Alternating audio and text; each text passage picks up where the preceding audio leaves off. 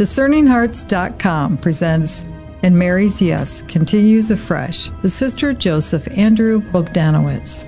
Sister Joseph Andrew is the vocation director and one of the founders of the Dominican Sisters of Mary, Mother of the Eucharist. Our conversations in this series flow from And Mary's Yes Continues Afresh, a book published by the community that offers a deeper understanding and appreciation of the life-giving vocation of religious sisters and their role in our world today.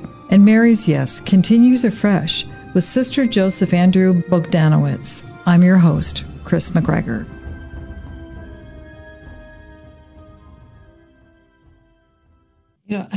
All the time you were speaking, I know it may sound odd, but I kept thinking of G.K. Chesterton, and he. I love G.K.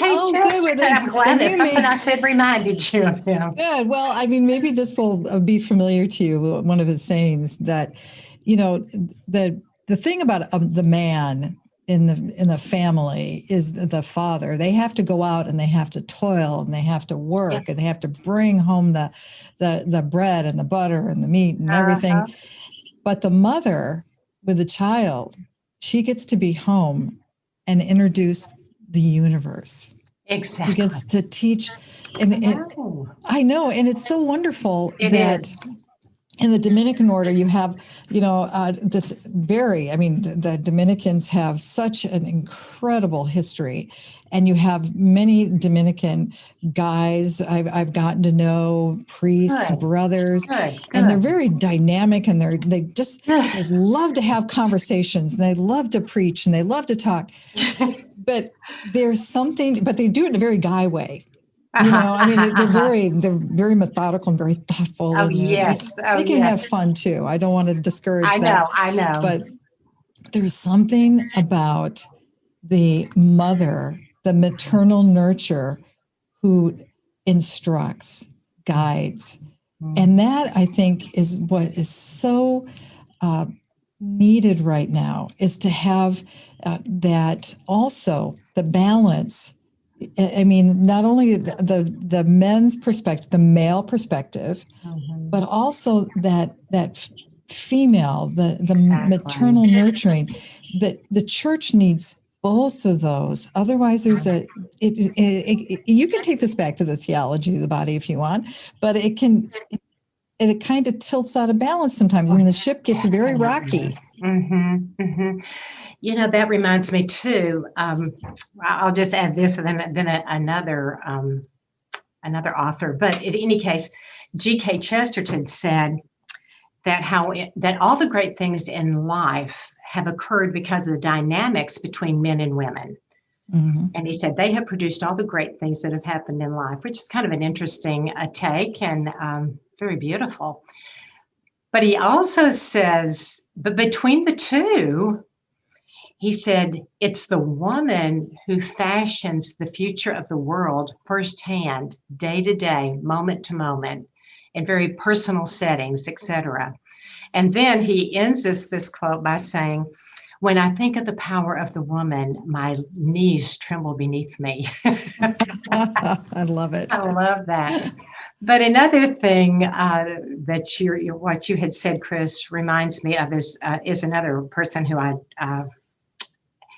love reading his mind, so to speak, and that's Hans Urs von Balthasar, the great Swiss theologian who was named a cardinal by John Paul II, but died before he received the glory, so to speak, which he did not want anyway. But in any case, in his incredible writings and insights, one of them, he talks about the two dimensions of the church. So there's the Petrine dimension, which of course is the manly dimension, which we need. It's the organization, it's the logic, it's the putting into place, it's the setting up the rules and canon law and all these processes and all these essential boundaries and boxes and things that we need to help our frailty be able to be stronger by living within these and the organization, et cetera. Things, God can flow more smoothly through us, I suppose, and we can live our faith knowing that it's authentic and not my own imagination. Any case, So it's a quick summary of that. But then he says, but that would be nothing without the Marian dimension. And of course, that's after the Blessed Mother. And when the woman comes in, and he says she puts the heartbeat into it all, and and then there is life. It's just so beautiful. And I'm like, we are supposed to be who God made us to be.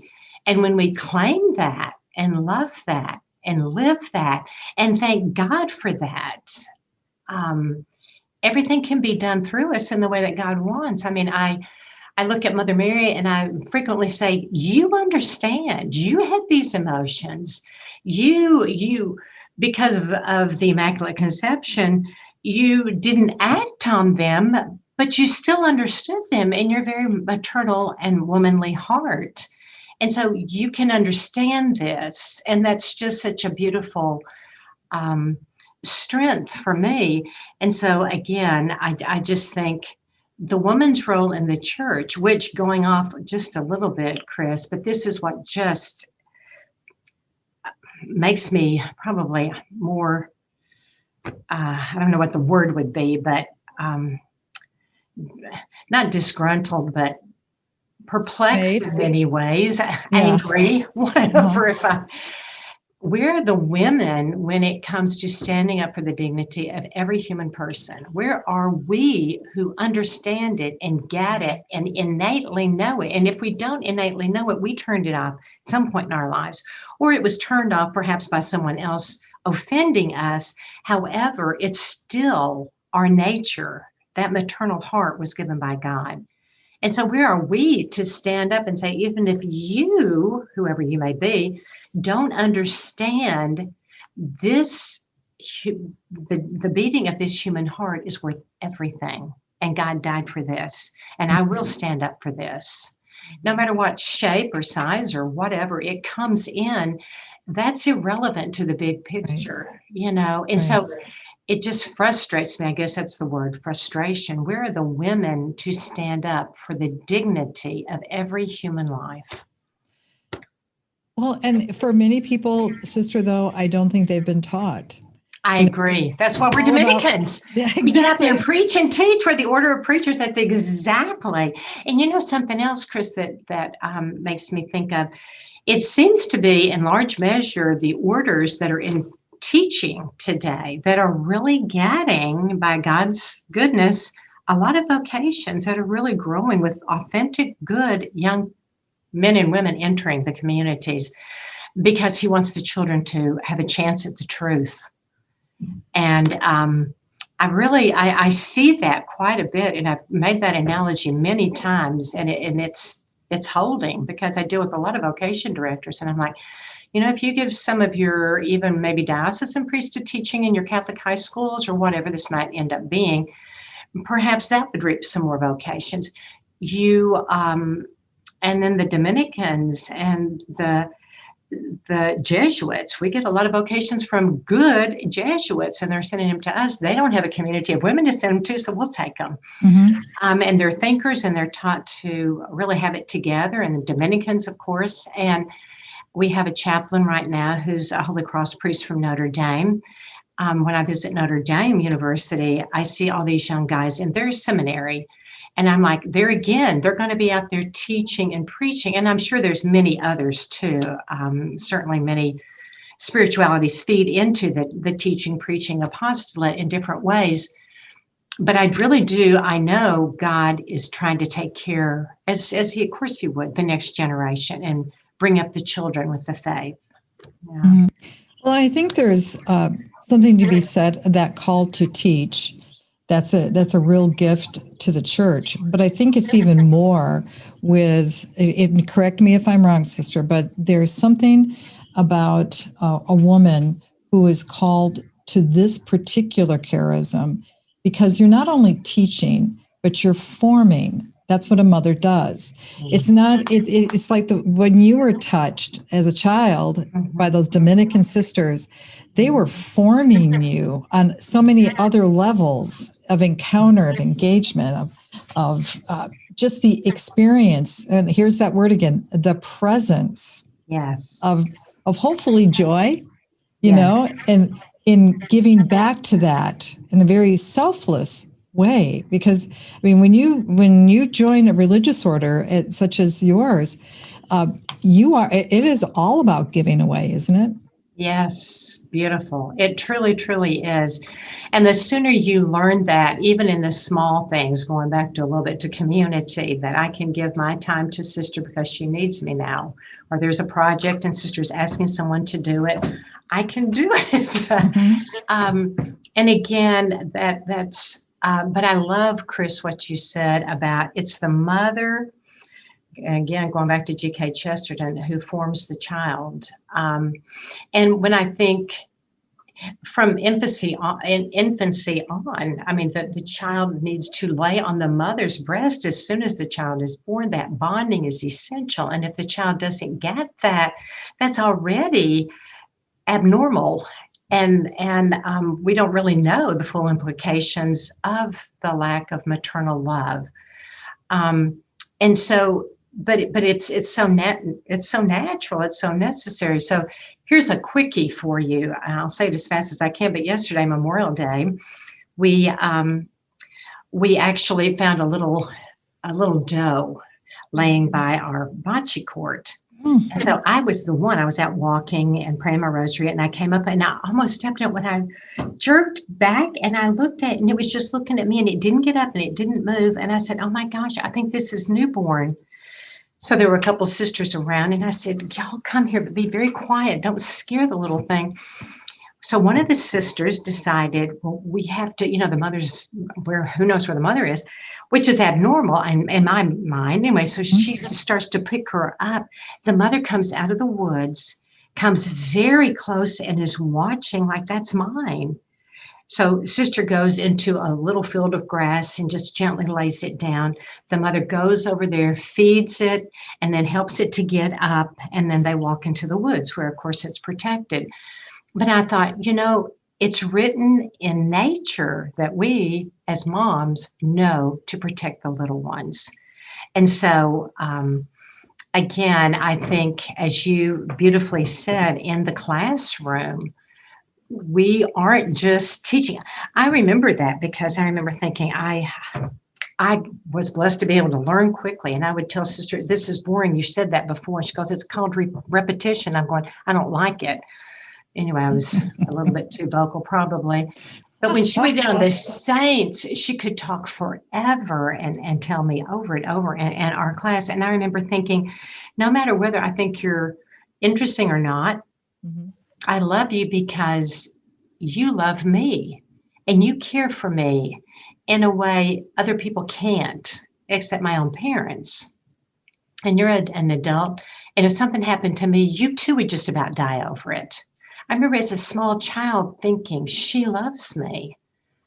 And again, I wouldn't say at that point it was a worthy love, but and then going and teaching. I wanted to be a medical doctor. I really did not want to teach. I just love the medical world, and my whole family's very medical oriented. And I thought, gosh, I don't want to ever be boring. Well, as soon as I stepped in the classroom, I thought, if I find this boring, I'm going to scream. They might be fine, but I'm going to scream.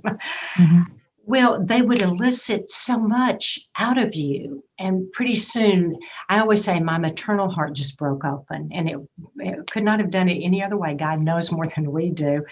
But I absolutely love teaching. I love making them think, making them be responsible, making them analyze, and making them give the gift of self and not just tell me what that means, but I want to see it lived.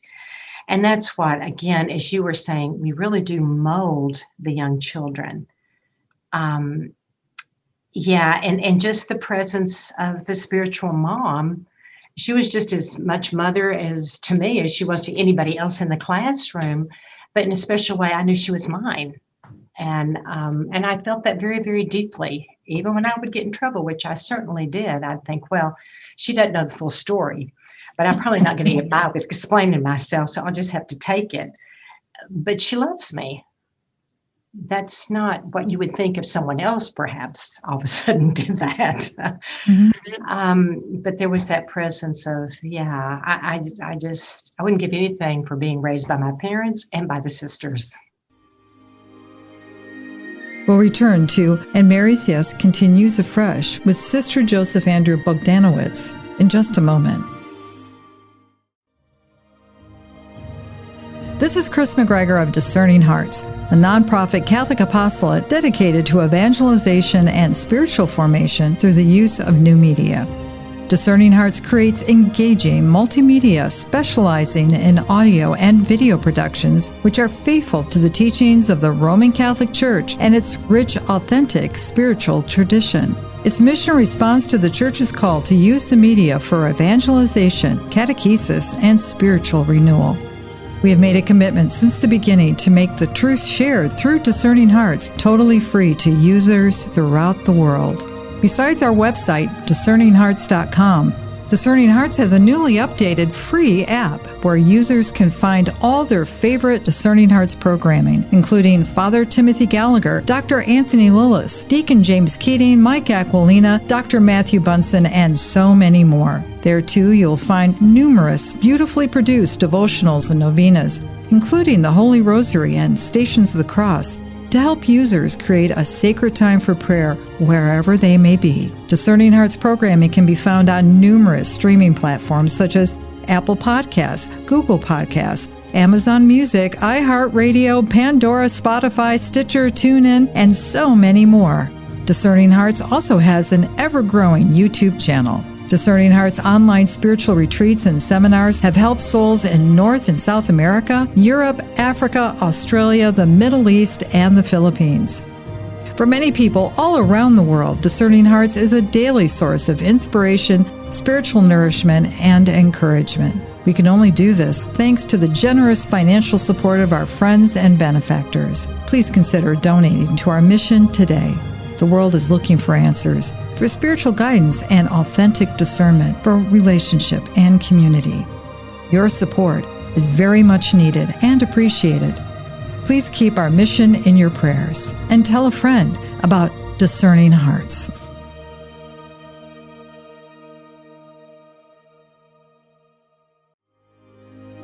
We now continue with And Mary's Yes Continues Afresh with Sister Joseph Andrew Bogdanowicz.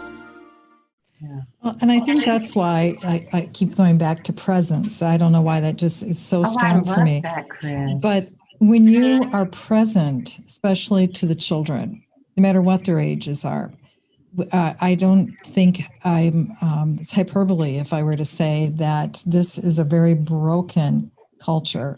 Oh. The decisions that are being made in families today are based on decisions that were made a generation ago. I mean, this is becoming something that we think this is a norm. Exactly. And, right. And so you can't, it's hard to fault the mom, the dad who is experiencing, they have to work, they have to put their kids in daycare, they have to do, this is not an indictment at all, because this is the way society has evolved and how we've been formed. And so to go against that, it takes more than just a knowledge, it takes a grace to enter into it. And the support that comes when parents have an opportunity to send their kids to a Catholic school or whatever, or religious education formation, the CCD classes, those types of things, and then to encounter that figure, that Marian figure for their child, not only helps the child, but it helps the parent, doesn't it? I mean, you must see that. Yes, Kris, you're hitting so many things right on. Thank you. I have to say, as vocation director, many of the young women who enter our community don't come from a Catholic school, or certainly haven't been taught by sisters. So this is kind of a new thing when they first come across it. And of course, other than this particular year, which curtailed things, but it enabled us to get our online retreats that reached across the world, literally. I mean, foreign countries, et cetera. And we have some foreign girls that will be entering this year, I do believe, because of COVID. Yeah. But in any case, what's really beautiful to see is, because I travel a lot to colleges and universities, and when I go in, the young men, usually first, and then the young women will come up because it's a kind of a curiosity, and I'm smiling and they're like, oh, I want a part of this. I need to understand more. And so they listen and they're wanting it, and they will ask such incredible questions. And I think, as you said, and I think about the Eucharistic presence every time you mention it, but the presence of the sister is like a mom we can all trust. She loves us like mom. And whether or not their individual moms were that capable or that whatever of mothering in a super maternal manner, they trust that we do. And so it forms such a beautiful bond. And I probably get 300 emails a day just from people. I'm like, don't always call me because I can't always be there, but I will get back with them, because it can sit there and I'll get back with them. But there's just that desire for, I think, a woman they trust to love them like mom. And another interesting thing, when I'm working with young women that are interested in entering, sometimes I'll hear these stories like, who taught you so well to really love God and to be open to his will, even sacrificially? I mean, I'm sometimes very, very edified by some of their backgrounds and where they are spiritually. And many times, and then I'll say, was it your mom? Well, not necessarily. Well, was it your father? Well, not real. I mean, they do, but sister, no, the answer really is my grandparents. And I'm like, wow. This is a great age for grandparents to step up to the plate. And I think, well, what is it? Because you had mentioned it's a bit generational by now. So what is it? And perhaps, I don't know, but besides the time and a lot of different temptations that come in at different times and the world events, et cetera. But I also kind of think there's something to, as we get older, we begin to value some things more and really learn that if I don't give myself to this, I will be sorry that I didn't. So I think there's a learning curve that is becoming pretty intense in today's parenting. And sometimes it doesn't come full circle until maybe it's their grandchildren that they're able to finally pour out this unselfish, lavish, unconditional love on their grandchildren that maybe when they had their own children, they weren't quite ready to. So I think, and in day and age where people are, because of wonderful medical things, living a little bit longer, I really try to put that challenge out to grandparents.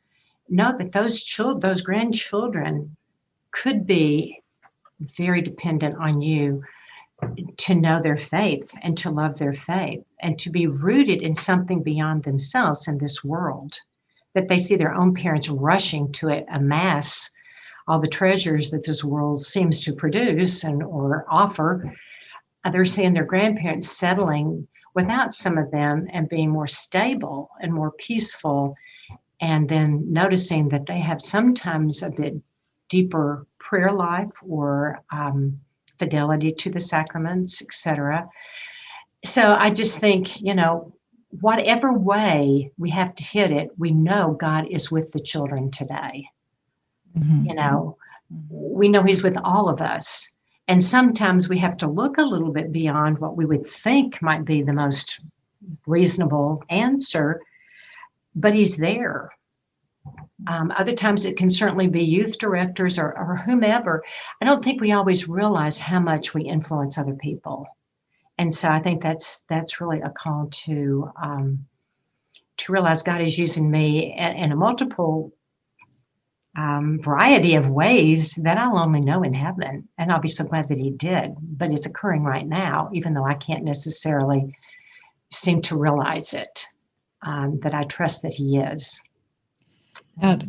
That call that you're speaking of, and God is continually calling.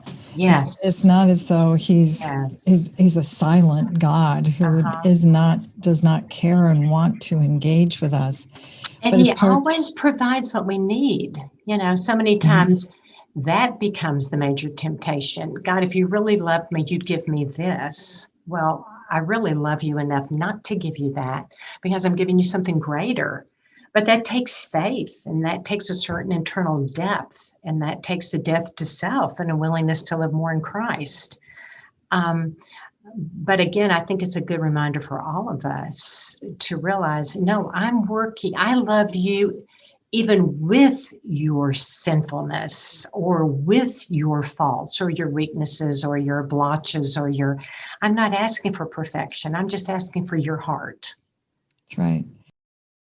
We'll continue our conversation in our next episode.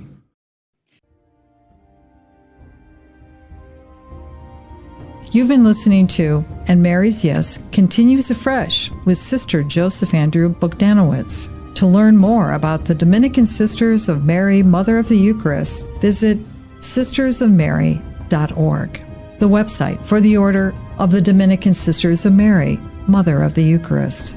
To hear and or to download this conversation along with hundreds of other spiritual formation programs, visit discerninghearts.com, or you can find it within the free Discerning Hearts app. This has been a production of Discerning Hearts. I'm your host, Kris McGregor. We hope that if this has been helpful for you, that you will first pray for our mission, and if you feel it's worthy, consider a charitable donation which is fully tax deductible to help support our efforts. But most of all, we hope that you will tell a friend about discerninghearts.com and join us next time for And Mary's Yes Continues Afresh with Sister Joseph Andrew Bogdanowicz.